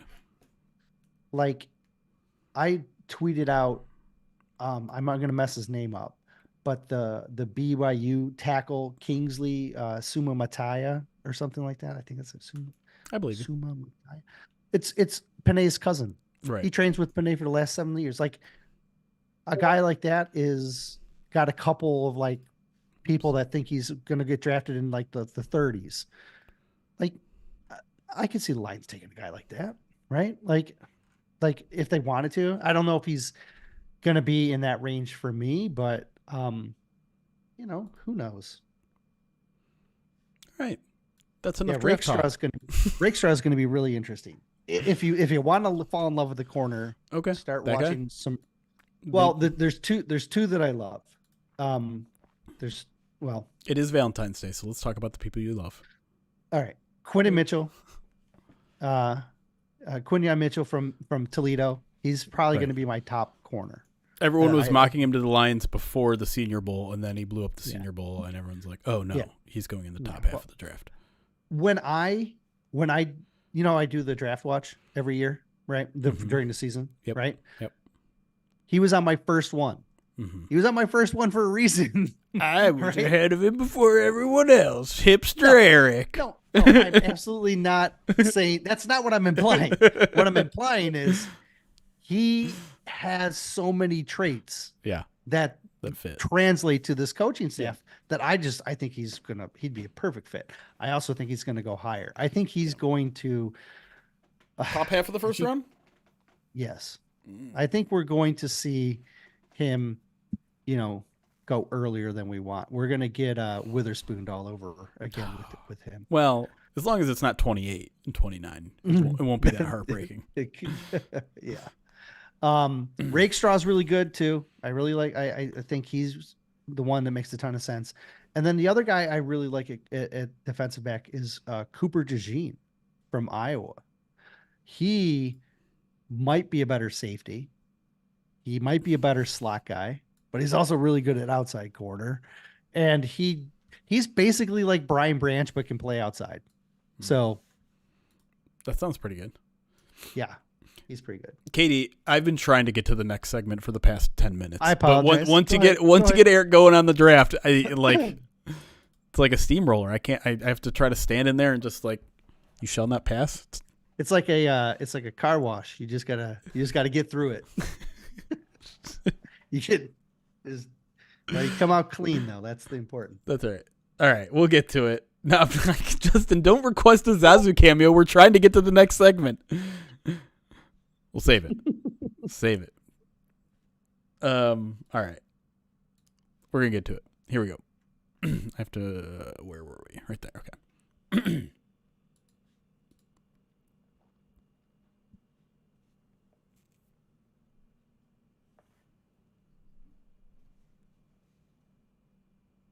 Welcome back to the Midweek Mailbag. Here, myself, Jeremy Reisman, with Eric Schlitt, answering your questions, free agency, draft.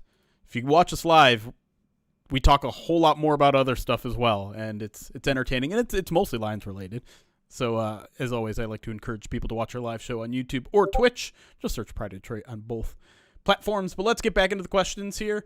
Again, I'm kind of going to squish a couple here together. We're going to start with Zach. Zgiskant12 on Twitter asked, with all the cap space, do you think the Lions take a chance on a trade to take on a big contract like Khalil Mack from LA, or do you see them focusing on signing their own and being smart in free agency and the draft? I'm going to squish that together with Steve Watson, who asked, is Danielle Hunter from Minnesota going to sign with Detroit? So people are dreaming big right now, understandably so. Like it feels like the Lions have entered a new phase here where their window is very clearly open if they can add a superstar talent, particularly on the defensive side of the ball, whether it's on the defensive line, or a lot of people obviously want a corner. They're looking for a splash. How likely do you think either of these scenarios, or maybe even one that's off the board, like a Jalen Johnson type of signing? Yeah, I think the priority is going to be retaining the guys that they have. Mm-hmm. Okay. And then after that, I do believe there will be an opportunity to try and get a splash player on defense. I am leaning towards a player in the secondary more than I'm leaning towards a player up front. Mm-hmm. So a guy like Hunter or Mack might not be as high of a priority as a guy like Jalen Johnson in my eyes. I don't know if that's necessarily how the team will view it, right? But in my mind, you have to address corner. You don't necessarily have to address edge. Like, it would be nice to, and you can add talent in a lot of different ways, but I would spend more money on a corner if I were in Brad Holmes' position. So, but I do think retaining their own guys is going to be priority one, right? I think Amon-Ra extension could be in the works. A Jared Goff extension could be in the works. You're going to pick up that 5th-year option on Panay, so you probably don't have to extend Panay this offseason. I think with that 5th-year option, you get another year. Plus, you're going to have to pay him in islands, so you don't necessarily want to start doing that this year if you don't have to. And then, you got a couple other guys that are potentially up for extensions that you may or may not want to, let go another year. So, like a Leem and Iffy. And so, I think number one priority is going to be Goff and St. Brown. Yeah. And then, what kind of money do they have? And who is the player in the secondary is where I think they would try and make their splash. Yeah, and again, it goes back to a little bit of the scarcity thing. Corner and edge are both tough to find in free agency and in the draft. So those are high-profile positions that if you're going to spend a lot of money, those are the ones you should probably do. Now, in the specific scenarios of Khalil Mack, I'm not going to get that excited about trading for a 33-year-old who has a $17.5 million base salary next year. Now, because of those qualifications, he would also probably come relatively cheap. You'd mentioned PFF Brad Spielberger threw a trade out there with the Lions in particular, said a 2024 fourth, I think it was, a 4th-round pick. It would have to be later than that for me to get on board because of the salary, because of the age. That to me, I mean, you're $17.5 million. That's a pretty big chunk for a 1-year deal. Yep. I'm not really on board with that, to be completely honest. If you're going to invest a lot of money in a free agent, make it a long term, because again, Brad Holmes can't make it any clearer. Like, this is not a our window's open, let's go get it situation. This is, we need to stay where we're at and continue to rise and not let it fall off at any point. This isn't a 1 or 2 year Cinderella story. We want to stay at this level, and trading for Khalil Mack and his humongous salary is a short-term move that will hurt you in the long term. Or you trade for him, and then you have to give him an extension to lower that contract, Right. and then you're extending a 33-year-old over Right. multiple years, and so that becomes a little bit problematic as well. Right. I do think if the price tag was lower on Mac, Yeah. it'd be a little easier to pallet bringing him in, or making a trade. So if you could get LA to eat some of that, which I don't think they can, you'd be okay with it. But realistically, going after a player in free agency like a Hunter, Yeah. is probably a little bit more logical if you're going to address that route. And listen, like, I get the appeal of Danielle Hunter, and in a dream scenario, yeah, that'd be awesome. He's an outstanding player. Sure. You're not only adding to you're taking away from the Vikings. He is going to cost like $23 million a year. Like, Yeah. it's going to be a monster contract. And you just referred to it. Like, the Lions are about to hand out a bunch of monster contracts. They're going to hand one to Amon-Ra probably this offseason. They're going to hand one to Jared Goff probably this offseason. They're going to hand one to Panay. Aleem might get one this year. And I understand, like, you can format those in certain ways. They're not going to hit hard this year, but if you're going to sign a guy like Danielle Hunter, you're also going to, like, sign him to probably a longer term deal. And then suddenly, if you're doing all of these deals in a 1 or 2 year span, they're all going to hit hard at the same time. And so I just don't see a, like, top tier. I'd be very surprised if the Lions signed, like, a top 10 free agent in this class. It's not their style. And I understand the Lions are in a different place than where they've been in the past. I understand their salary cap situation is better than it's been in the past. I would also say it's not as good as I think some Lions fans are saying. They have a modest amount of room, not a ton of room, not a small amount of room, a modest room. Like, they're comfortable, but not, they don't have a bank vault ready to use on free agents. I think they have more than I think maybe you're considering. Because okay, so we all heard the original number of the Lions cap space being what was it, like upwards of like $40 million. Right. And then Justin Rogers said, "Oh, it's probably going to be closer to like 30, or maybe it was 50 and now it's closer to 40, right? Or whatever, right?" But and Justin's correct. It is going to be closer to 38.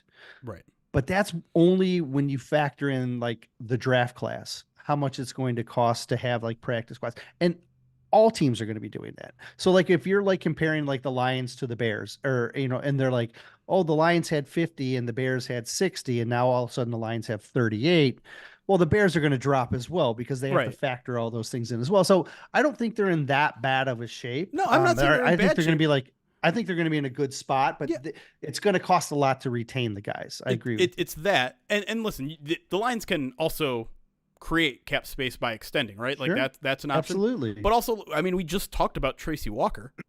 We all think he's going to get cut. He's that's still 5.5. Right. But it's also like it's additional dead cap. To me in general, like it's an okay situation, but and I mean, like, Brad Holmes went out and said, like, if you like, we're not in a space where we need to go on a spending spree. He's never gone on a spending spree. Last year, you can say like he spent a lot on Cam Sutton and a lot on David Montgomery, but those weren't like the best options in free agency, right? Those top level guys that are getting 20, 25, 30 million a year.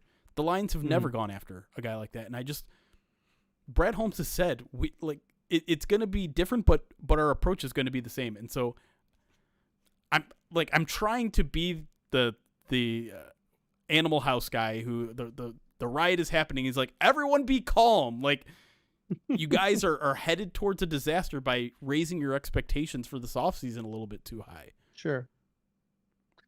They'll get new guys, and they'll get talented Yes. guys. I just don't think they're going to get the top-end guys because you have to overpay for those guys. And I think Brad Holmes is just unwilling to do that, to play that game. He knows it's not worth it in the long run most of the time.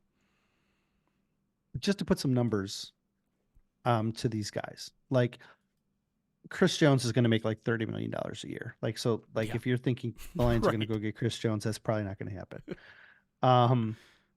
Josh Allen is probably going to get franchise tagged, right? Brian Burns is probably going to get franchise tagged. Right. Matt Abuke is probably going to get franchise tagged. I don't think you're going to play $20 million to Christian Wilkins. I don't think you're going to pay, would necessarily want to pay $20+ million to Hunter, right? Like those are big numbers. But would they pay like 18 for a corner? Like, I don't know. It still seems high, but that's what you're talking about Right. for like Jalen Johnson or Ladarius Sneed, right? You're talking about like in that 17 to 18 range. I don't know. Like the next guy on the board, what, like Kendall Fuller maybe, right? Like is Kendall Fuller, he's going to cost like 12 million maybe. That's Right. like off the top of my head. Like, is he going to float your boat? Like, is he going to be, or because for me, the drop off, that's a pretty big drop off in talent. Like you're going from a guy who can be CB1 to a guy, you're putting another CB2 out there with your existing CB2. Right. And so I don't know, it's going to get real tricky. And will they, logic says they're not going to spend it. But will they? Because things have changed. All right. I'm not ruling it out, but I'm not. Listen, we just got in our break. We just got done talking about how unpredictable Brad Holmes has been relative to the draft, and he could do something that would surprise me. But because they're in a different spot, right? They're in a different spot than they were the last 3 off seasons. So you may have a change in approach. You might, but I tend to take Brad Holmes at his word, and like he specifically said, I agree with you. Like that, don't expect us to change who we are. And I think he even mentioned like high cost free agents. We're not at a point where we need that. Like I think he said generally those exact words. And so I'd be surprised is all I'm saying. Yeah. Because another thing we talked about in the break is that in their last 3 drafts, they've produced 11 or 12 starters, depending on how you view Josh Paschal. Right. And so you're going to have to pay 4 of those guys soon. Yep. And then you're going to have to pay another 4 of those. Right. Like you're going, and then the cycle keeps going. So yes, they're going to have to be cautious in how they spend, because if you want to keep the talent that you've homegrown, you're going to need capital available. Yeah. And to be clear, anything that I'm of a full belief that you should never talk in absolutes in general when it comes to this league, but in particular with Brad Holmes too. So even though I think it's unlikely that the Lions go for a top 10 talent, I'm also not going to rule it out 100%. All right. Speaking of free agency, let's talk a little bit about internal free agents here. Jason Krolik at Krolik on Twitter asks, which is more likely, Josh Reynolds returns or CJ Gardner-Johnson returns? Josh Reynolds. Yeah. I think Josh Reynolds represents a bigger need at a lower cost and someone that has proven reliable over multiple years. CJ just had an injury that he's dealing with. There was a reason why he wasn't offered a multi-year contract from the Lions or anyone else last year. And so I think Josh Reynolds is an easy sign at a low cost and a reliable option. And I know people are going to be yelling at their listening devices right now, wondering why I'm talking about re-signing the guy who dropped a couple passes in the NFC Championship. But his body of work, his relationship with the team, the dirty work that he does off the field, or I'm sorry, away from when he doesn't have the ball in his hands. Yeah. Like there are so many things that he does that they want and that they like. I think that's an easy answer for me. Yeah. Easy answer for me as well. The only thing I really have to add there is that just because you're re-signing Josh Reynolds doesn't mean they're not going to potentially upgrade the wide receiver position. Like I think people forget, like you can just re-sign guys and they can be your depth. Not every signing has to be a starter level player. It could be about filling out your depth. And the Lions' depth is better with Josh Reynolds than it isn't. And so would not surprise me at all for them to sign Josh Reynolds and then, with one of those 4 top 100 picks, draft a receiver, draft an outside receiver. There's some talent. That's gonna be the book on every draft from now on. You can get a starting level talent in the top 100 because it's the way that college offenses run now. Right. The receiver classes are always going to be pretty deep. And I know the Lions have 2 draft picks already in their wide receivers with Amon-Ra and Jameson Williams, but like that is another position that skyrocketed in price over the past few years. Like, do you remember the 2022 for like re-signings? It was can't look at Kenny. Yeah, look at Kenny Galladay. Kenny got that big deal. My goodness, everyone the Dolphins unloaded their entire salary cap on a couple guys. That's what the market is. Last year it settled down, but only because there weren't a lot of guys. Like Amon-Ra is going to get over $20 million a year. Like that's what it costs to retain or sign wide receivers. So you want to try to stay young, and so if you can, just think about like the cost effectiveness. I'm not like 20. Sure. Let's say $23 million a year for Amon-Ra, and you can get a Josh Reynolds type for 3 or 4. Mm-hmm. Yeah. Like. That's great. Like Josh Reynolds at 4 is a great deal. And I have to imagine he's pretty happy with where he's at. Sure.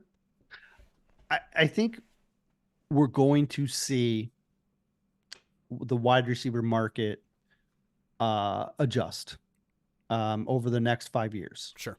As the market gets flooded. I think you're going to see a similar outcome that you saw with running backs. As the running back market got flooded, the contracts went down. I think you're going to see that with wide receivers down the stretch. That being said, a player like Amon-Ra, you absolutely pay for it because you're paying you're paying for everything he does, not just on the field, off the field, the swagger, the mentality, the leadership. You're paying for all of that. And that's why he's worth the price. Right. And so I'm not going to sweat what that price tag is going to be for Amon-Ra at all. And I'm not either, of course. And not that a general manager operates this way, but also that has been one of the most underpaid people in football over the past 3 years as a 4th round pick. So you got him at a bargain for 3 years. Time to pay the piper a little bit. All right. Next question here comes from B Penny, Detroit Oil Money on Twitter. Asks, who on the Lions' current roster do you think could follow the Dan Campbell path and be a head coach?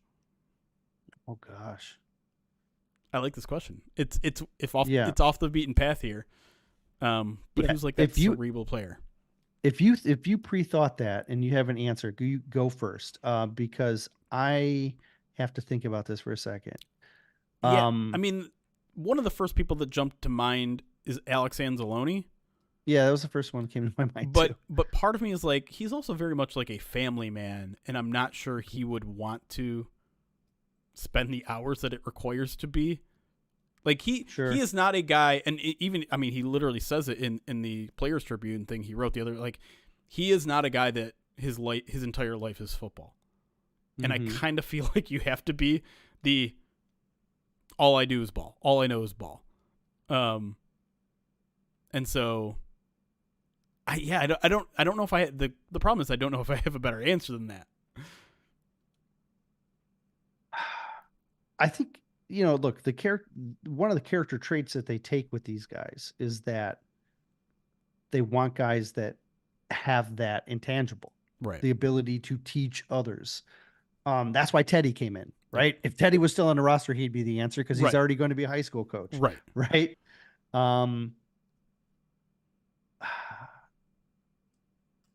That's a tough question because there's a lot of guys that I think fit the mold.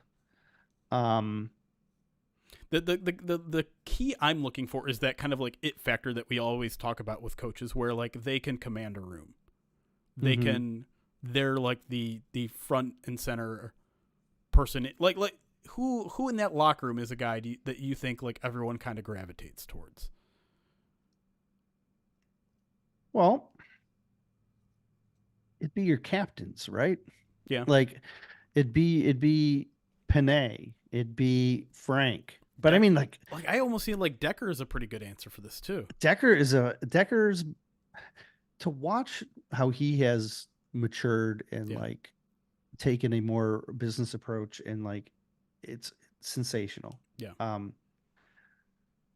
Like Sam Laporta has the mind of a coach. Right. That's why he's so successful, right? Yeah. Because he has that mentality. I don't want to start thinking about Sam Laporta's post-playing career after year one. Talking about, I know. We're talking about, 15, 20 years down the line here. Sure.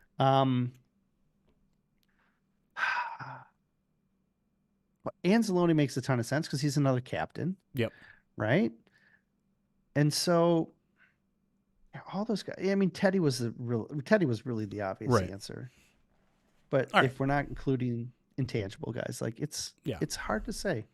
It's a really good question. But I think part of the reason why Teddy's a really good answer is like because like giving to the next generation was always so important to him. It remains to be so important to him. And if you ever spent a second in that locker room, everyone gravitated towards that man. Like he was the guy that everyone could relate to, that anybody could talk to. And so that to me is a key thing of what makes Dan Campbell Dan Campbell. I think Amon-Ra could do it too if he wanted to. You know what I mean? I also don't think I think the sky is the limit for what Amon-Ra he can do whatever the hell he wants after football. Right. But I mean, like you can already see, like when I'm trying to think like to like practices and like what I see him teaching these guys. I see Josh Reynolds teaching guys. You know what I mean? Yeah. Like, but like Amon-Ra, I don't know. I think Amon-Ra could do anything he wanted. So, all right, that's a good question. Good question. I think we might squeeze two and more. I might skip out on the kicker question. We'll see. Maybe the kicker question is overtime. But Caitlin Rose with the next question here says, out of all the players from the 2023 draft class, which player do you see having the biggest jump in production next year and why? Well, the thing is with this question is that you already had starter level production out of 3 and a half, 4, right? Yeah. If you want to count, Jack was basically splitting it with Barnes. Right. I think the only, look, they only had 6 draft picks. Yep. and I don't think it's, so if it's not one of those 4 and it's not Hendon Hooker, because you got Goff, 7, right? They had 7 because Broderick Martin and, Colby. Oh, that's right. I forgot about Colby. I don't know why I didn't think of Colby. Colby's everyone talk about a guy who everyone gravitates towards. Colby is like the most appreciative, friendly, and kind-hearted, big-bodied man you've ever met. Yeah. Sweaty hugs and all. He I don't think Colby's ready to start. I don't think Broderick is ready to start either. Mm-hmm. But I think Broderick can contribute, which is a heck of a lot more than he was doing last year. Right. They tried it once and they're like, never again. Right. But I think he has the opportunity to make the biggest jump from where he was at. Mm-hmm. Right? Sure.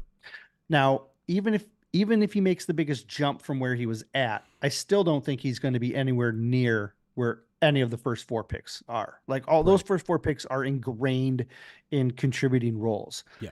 And Broderick may only come in and get you 12 snaps a game, but that's 12 more than he had been giving you. Right. And so that I could see him having the biggest jump. Yeah. Right. The only way that someone makes a bigger jump than that is if Colby wins a starting job and he's playing every snap. That's the only way. And so if you're asking me what's more likely, Colby to win a starting job or Broderick to play 12 snaps, I'll go with Broderick. I think most of that is right. My answer is still Jack Campbell though, because I think he could outright, he could win the starting job outright. I think his level of play just has a lot of room to grow. Not necessarily. Sure. No, it certainly does. Right. And I think it'll come. Now, we learned this year that year 3 is oftentimes there's a year 3 jump rather than a year 2 jump, although a year 2 jump is very much a real thing too. Yes. So like with a guy like Colby Sorsdal, with a guy like Broderick Martin, I think those are more year 3 candidates to jump than year 2. Yep. With Jack, I think you could see a year 2. He's already had a lot of experience under his belt, right? We just talked about it at the beginning of the first segment. Like, that experience is so important to development. Broderick Martin and Colby Sorsdal didn't get those. They might this year. But with Jack, I feel like we need to start seeing it more. He doesn't have to be an All-Pro. He doesn't have to be a Pro Bowler this upcoming season, but I need to see a little bit more of the flashes, and I think we will. Like, that dude is going to work his butt off this offseason. He doesn't have to work his butt off for the NFL draft, right? The second offseason is always way different and way more valuable than the first offseason for rookies. Yep. And so I think in terms of level of play, in terms of contributions, all of that, I think Jack Campbell is the guy that I see taking the biggest year 2 jump. Yeah. Look, I agree with you. That when you see the flashes that he can produce, it shows you what he's capable of. Yeah. Right. Because there are times when he moves in a way that you're like, that 6'5", 260-pound man should not move like that. Right. You know what I mean? Right. Like, and when he hits people, they just stop. You know what I mean? And you're like, oh, I remember why he's a first round pick now. Right. So if the mental part catches up with his physical part, he could absolutely be a starter, and they could be a totally different style of defense, and he could be real hard to take off the field. All right, we'll fit it in from Lush Philbin at 5 times the Destiny on Twitter. Asks, thoughts on using a 3rd round pick to draft the Crimson Tide kicker? That is a hard sell. I'm sorry. Like it's suggesting any kicker to go in the top 100 is tough. It's a tough sell. Yeah. Because there's no guarantee that the kicker, just because you take them earlier, doesn't guarantee that they're going to be successful. Right?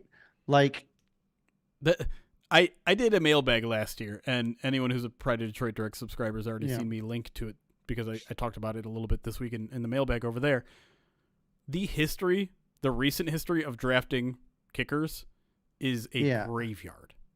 Yeah. It is bad. And so if you're going to do it, no earlier than the 6th round. I'm okay with doing it in the 6th and 7th round because at that point you're talking about special teams contributors anyways. Mm-hmm. But like, I am not discussing drafting a kicker in the first 4 rounds. Maybe like a compensatory 5th. You could convince me. Don't do it. Jake Moody went 99. He was picked 99 last year. And he missed a field goal in every playoff game the 49ers played in. And a pretty notable extra point in the Super Bowl. Well, right. He missed a kick, right? Kick, yes. He also hit from 50, whatever, 54, 56, whatever that was, right? So that's kind of like if you're spending that capital, you're still getting a guy that may only hit 80 something percent of his kicks, right? Like 80 to 85% of his kicks. And he's got a big leg, but he isn't necessarily going to hit it in critical moments. Like, we talked about the hit rate on certain positions being like higher or lower, right? And we've talked about, like, we've all at nauseum previously talked about quarterbacks and the bust rate of taking quarterbacks. The bust rate on taking kickers is like the worst, like right? 80%. It's crazy. It's like, so I would be against drafting a kicker in the top 100. Yeah. I'm not against drafting a kicker, period. But if you're taking him before the 5th round, when the picks start becoming flyers, don't think I'd be necessarily as happy. I'm Fifth glad. round and beyond, I'm okay with that. Okay. Glad we're generally on the same wavelength there. And to be clear, this isn't me saying the Lions don't need to change their kicker situation. I'm of the belief they're gonna re-sign Badgley and then they're gonna bring in more competition, like they pretty much do all offseason. I'm hoping that there's a little bit more of an investment in there because I do think it is important to get a guy that you can trust from over 50 yards and not have to use when your arm is being completely twisted. But that doesn't mean drafting. That doesn't mean spending a ton of draft capital on it. So that's where I'm at. But I think we're going to use that. I mean, we're talking about kickers, which means it's probably time to go. So we'll be doing these every week again. There might be here and there weeks that we miss because of, the combine's coming up. I'll be down in Florida a little bit for the off-season meetings and we'll be in the middle of free agency and all that sort of stuff. But if you ever want to join us live, we generally run these during the off-season on Wednesdays around noon. Again, twitch.tv/Pride of Detroit or youtube.com/@Pride of Detroit. But until next time, I'm Jeremy. That's Eric over there, depending on where you're looking at him or just hearing him. We will be back next time. It's Cass. Be kind. Recording stopped. Exactly, LJ, but it could work for us. Ruby, I know there's no chance you're still here, but anyone who came over from Mrs. Ruby's stream, thank you for sticking around. I miss Mrs. Ruby streams. I haven't seen her in a while, and I know she's in, I believe she's in Hawaii.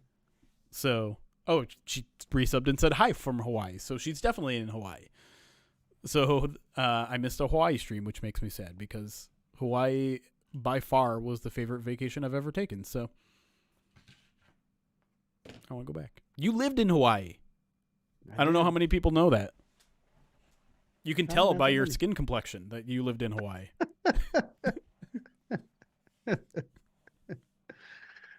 Back in my youth, back in my younger days.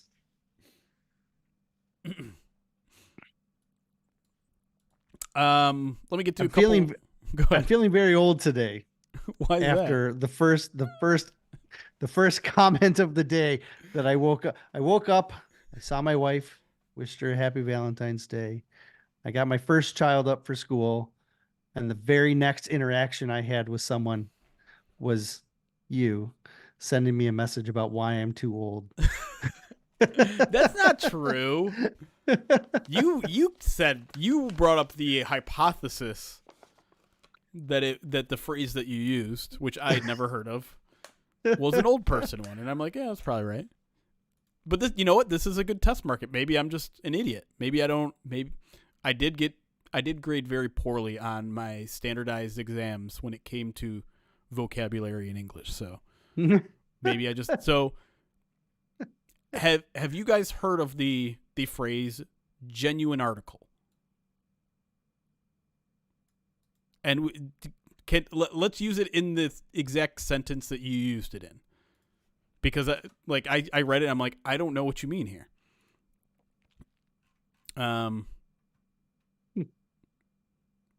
So, okay, here's the context. It's Eric talking about why Dan Campbell is coach of the year. He says his ability to motivate and lead is second to none, and he continually finds ways of putting his players and coaches in spots in which they can succeed. Campbell is the true, genuine article.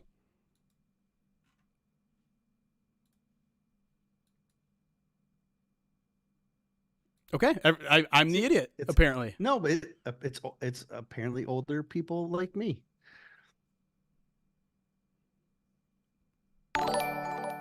Genuine article of what? That's where I was. I'm like, genuine. I'm like, did you mean to write like a different word there? I mean,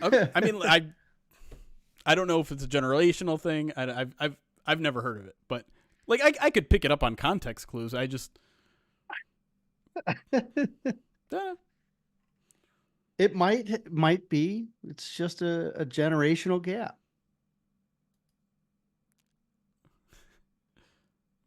True genuine is a little redundant, but that's fine. I'm not going to be that nitpicky with editing.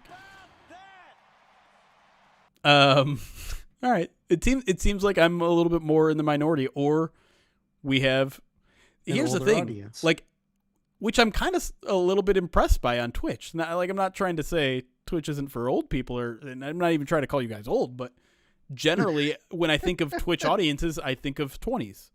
That's true. Maybe they're just well seasoned. Maybe. You're a more tech savvy audience than I expected. See, I'm digging myself a bigger hole here. I need to stop talking. I try to be youthful as well, but the gray in my beard gives me away at this point, right? Listen, I'm on Twitch all the time, and it's interesting because you brought it to my attention, actually, Eric, because you're like, what? He's like, when you talk about TV, you only talk about like all these like serious shows or comedies. What do you watch when it comes to like trash TV to just have on in the background? I'm like, I don't watch any of that stuff. I don't watch reality shows. Sometimes it's cooking shows, like Chef's Table is kind of fun to have on in the background. But then I realized, like, oh no, Twitch is that for me. Like, I'll watch people playing video games. I'll watch people making music, or in Ruvy's case, making food. I'll have that on the background while I'm doing stuff on my own. There you go. So yeah, it's a replacement behavior. Twitch can be for whatever age.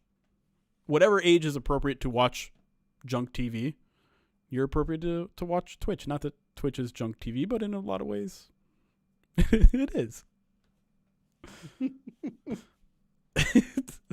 Jeremy, some of us boomers don't have a jitterbug phone. Damian Smith over on YouTube, $2 super chat says, can Hamza profile the kickers at the combine? I'm sure he would be more than happy to do something like that. Now, Eric is doing a combine preview series, as he does every year, by position. Hopefully. I am.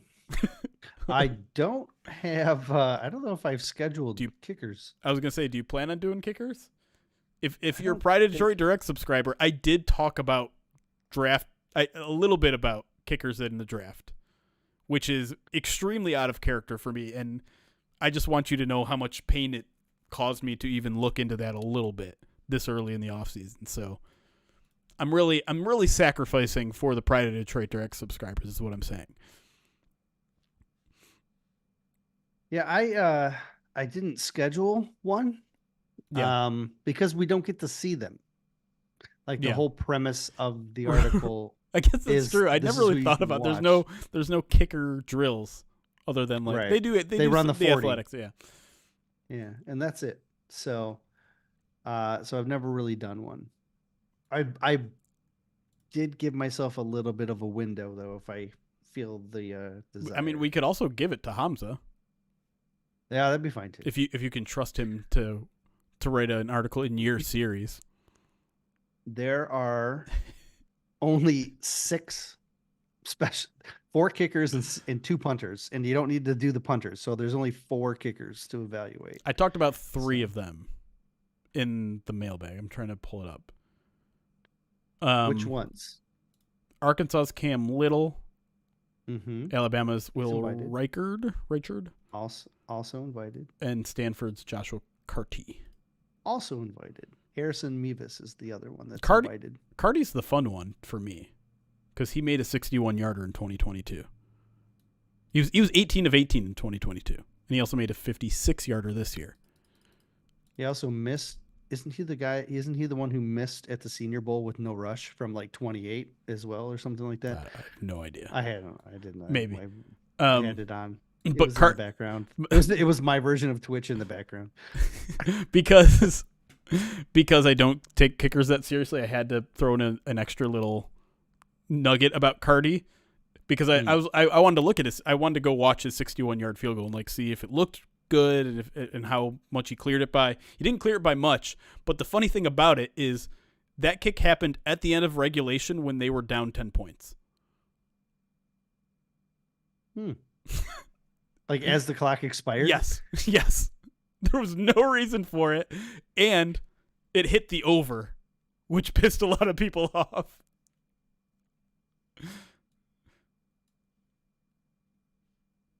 Lance Newmark to the Commanders? No. Oh, man.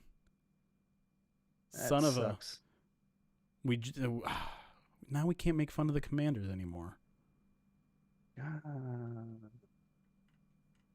Why you got to do that?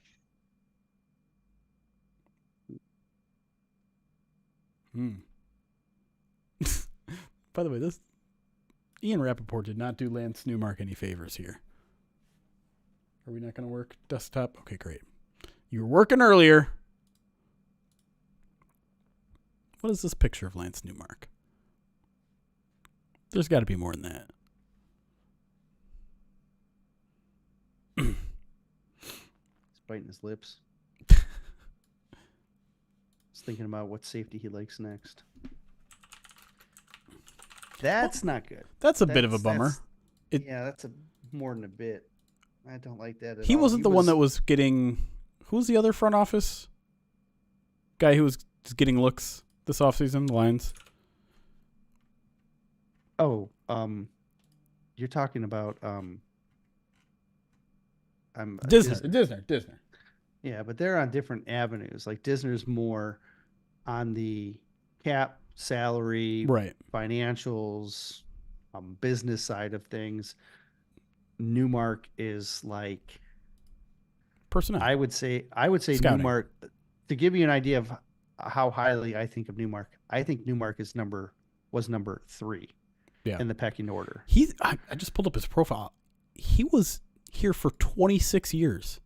26. I think like when it comes to personnel, he was here when Barry was here.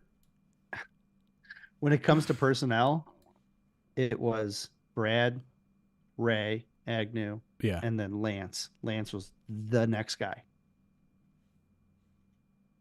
Man, that's crazy. That's it. Yeah, that's not great. All right, I'm going to quickly run through alerts, and now I think we got to go rate that story, so we're not going to stick around much longer. J. Ross, thank you for the 29 months. Can you? Oh, we already did that one. Admiral Max Bar, thank you for the follow. I like that. How Now Brown Cow, 11 months subscribed to the channel, says, F the Bears, F the Vikings, F the Packers, F the Rams, F the 49ers, Super Bowl 2024, here we come.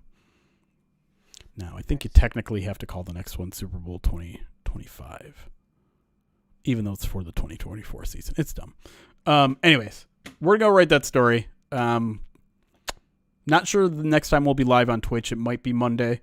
But it's a very good chance we're on Twitter Spaces on Saturday morning at some time. So if you want more content from me, from Eric, from Ryan, jump on Twitter. Look out for our Twitter Spaces. And, of course, we'll try to upload that to the podcast feed if you aren't able to join us. But until then, everybody... Oh, yeah, I'll refund your Zazu cameo. I'm sorry. We'll get him next time. But until next time, guys. Appreciate you. Newmark is getting hired by the Commanders to be their assistant general manager. We got to go cover that story. But until then, appreciate all the support, all the subs, all the likes, subscribers, everyone on Twitch and YouTube.